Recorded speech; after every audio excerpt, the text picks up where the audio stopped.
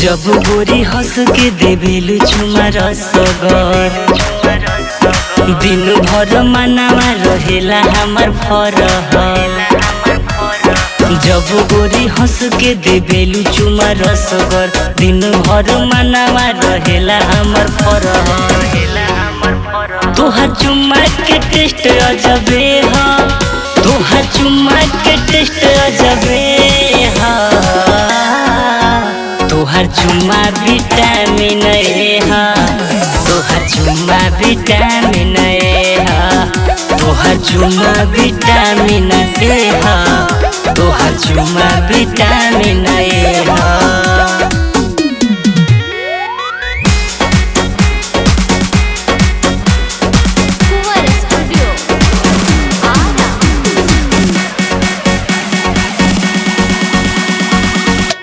चुम्मा चुम्मा दे दे, चुम्मा चुम्मा दे दे चुम्मा।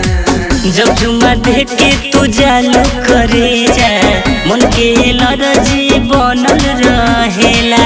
तू दिल तू जान तू दिल के धड़कन बेचैन मनवाई है कहेला। जब चुम्मा दे के तू जालू करे जा मन के लरजी बनल रहेला। तू दिल तू जान तू दिल के धड़कन बेचैन मनवाई है कहेला।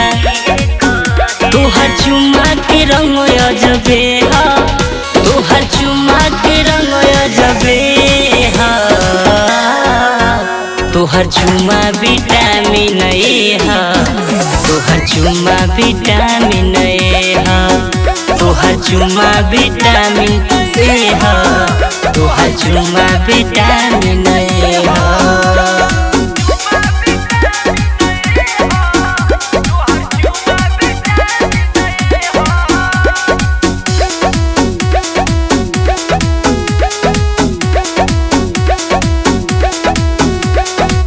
चुमा के चाहत बा पागल बनवले, हर घड़ी हम तो चुमासल रहिले।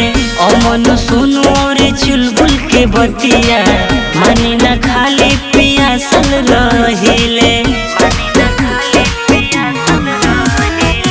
चुमा के चाहत बा पागल बनवले, हर घड़ी हम तो चुमासल रहिले। अमन सुनो रे चुलबुल के बतिया मानी न खाली पियासल रहिले।